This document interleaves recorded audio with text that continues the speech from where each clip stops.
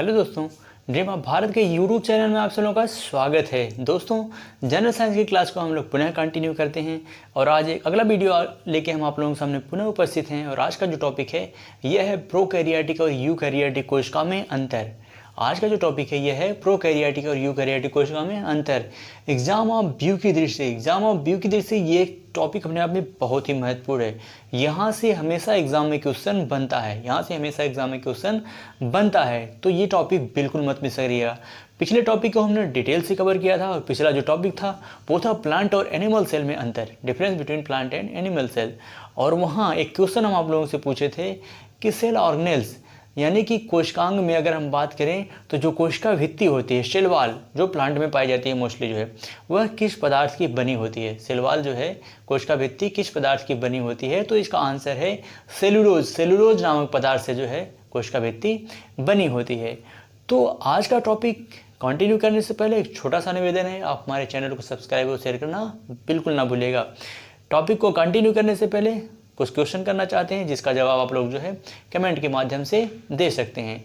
तो आज का जो क्वेश्चन है वह है किस प्रकार के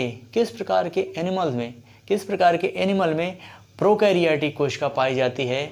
और दूसरा जो क्वेश्चन है वह किस प्रकार के एनिमल्स में यूकैरियोटिक कोशिका पाई जाती है। पहला जो क्वेश्चन है वह किस प्रकार के एनिमल्स और प्लांट में जो है वह प्रोकैरियोटिक सेल पाई जाती है, और दूसरा क्वेश्चन जो है वह किस प्रकार के प्लांट और एनिमल्स में जो है यूकैरियोटिक सेल पाई जाती है। तो ये आज का क्वेश्चन है। आइए क्लास को कंटिन्यू करते हैं।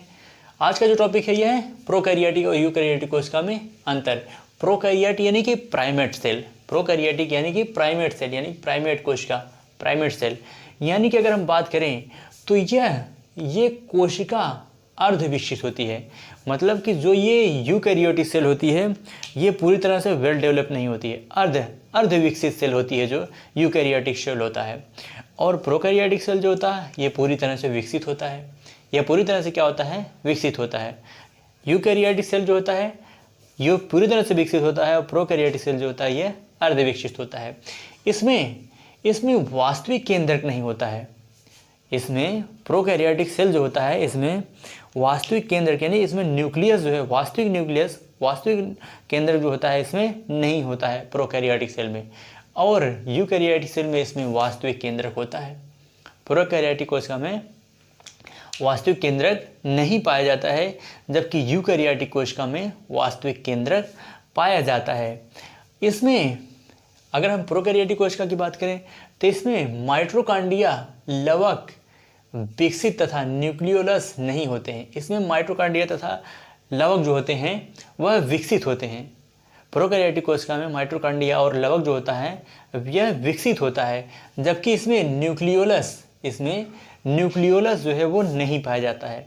प्रोकैरियोटिक कोशिका में न्यूक्लियोलस नहीं पाया जाता है, जबकि यूकैरियोटिक कोशिका में इसमें माइटोकॉन्ड्रिया, लवक तथा न्यूक्लियस होते हैं। इसमें मतलब तीनों जो सेल ऑर्गेनेल्स हैं, माइटोकॉन्ड्रिया, लवक और न्यूक्लियोलस, ये तीनों जो है सेल ऑर्गेनेल्स इसमें मोस्टली पाए जाते हैं यूकैरियोटिक कोशिका में। इसके बाद है अगला पॉइंट प्रोकैरियोटिक कोशिका में। इसमें राइबोसोम जो होता है वह 70S अवसाद गुणांक के होते हैं। इसमें जो राइबोसोम्स पाए जाते हैं वह 70S प्रकार के जो है अवसाद गुणांक होते हैं।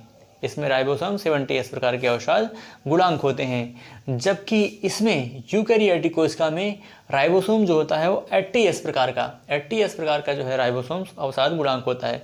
यानी ये राइबोसोम जो होते हैं वह राइबोसोम्स का मोस्टली जो कार्य होता है वो फोटोसिंथेसिस का, यानी कि प्रोटीन सिंथेसिस का कार्य होता है। ठीक, प्रोटीन सिंथेसिस का कार्य जो होता है वो राइबोसोम्स का होता है। और यह दो प्रकार के राइबोसोम्स होते हैं, 70S प्रकार के और 80S प्रकार के राइबोसोम्स। तो यह इसमें प्रोकैरियोटिक में 70S प्रकार का राइबोसोम्स पाया जाता है, जबकि यूकैरियोटिक कोशिका में 80S प्रकार का राइबोसोम्स पाया जाता है।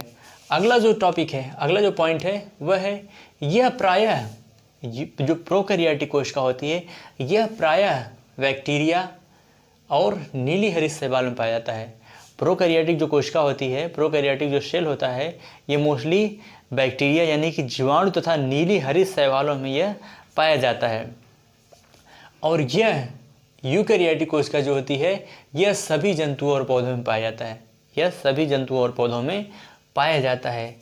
इनमें प्रोकैरियोटिक कोशिका में जो सेल वॉल होती है, कोशिका भित्ति, यह प्रोटीन तथा कार्बोहाइड्रेट की बनी होती है।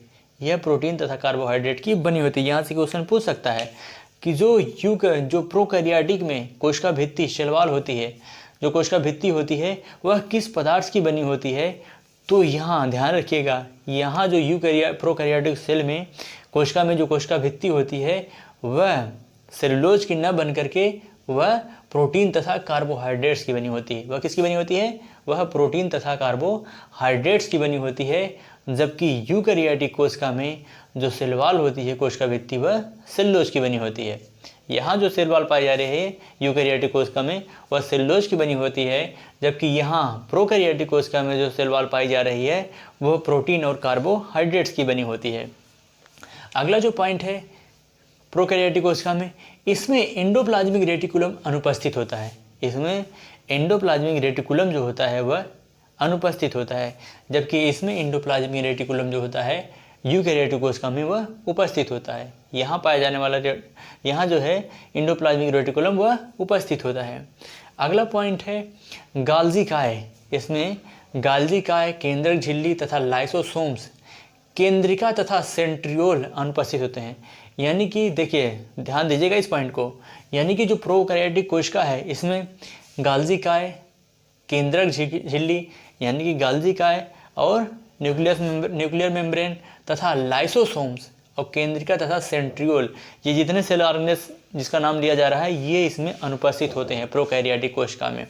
गाल्जी काय, केंद्रक झिल्ली, लाइसोसोम्स, केंद्रिका तथा सेंट्रियोल यानी कि सेंट्रियोल, ये सभी जो है सेल ऑर्गेनेल्स यहाँ उपस्थित होते हैं प्रोकैरियोटिक कोशिका में।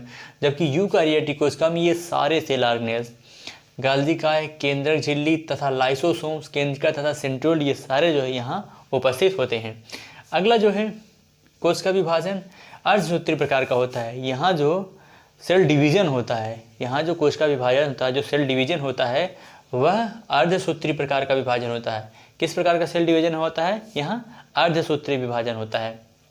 अर्धसूत्री विभाजन प्रकार का जो है सेल डिवीजन होता है कहाँ? प्रोकैरियोटिक कोशिका में।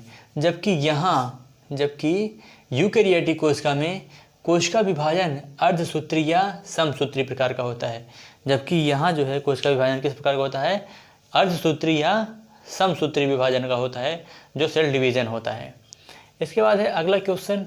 अगला जो पॉइंट है वह है प्रकाश संश्लेषण थाइलेकाइड्स में होता है।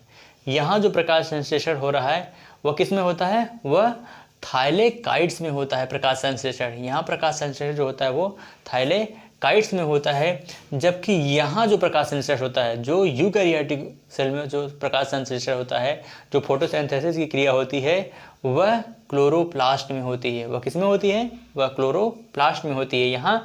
जबकि यहाँ जो प्रकाश संश्लेषण होता है यानी कि प्रोकैरियोटिक कोशिका में वह थाइलेकाइड्स में होता है। वह किस में होता है? तो वह थाइलेकाइड्स में होता है। अगला पॉइंट है 11।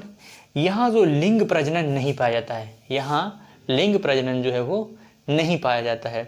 प्रोकैरियोटिक कोशिका में किसी प्रकार का लिंग प्रजनन नहीं पाया जाता है, जबकि यहाँ लिंग प्रजनन पाया जाता है। यूकैरियोटिक कोशिका में लिंग प्रजनन पाया जाता है।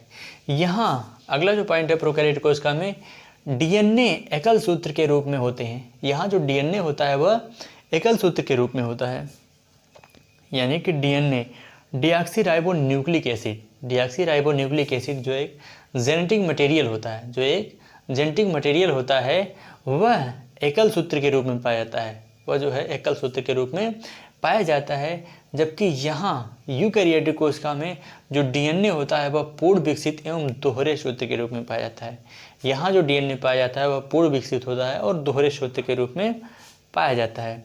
इस तरह से जो है आज का टॉपिक यहीं पे पूरी तरह से हमने डिटेल से कवर किया इस टॉपिक को। अब आज का टॉपिक यहीं समाप्त होता है। अब इसी के साथ हमें इजाज़त दीजिए। जय भारत, जय हिंद।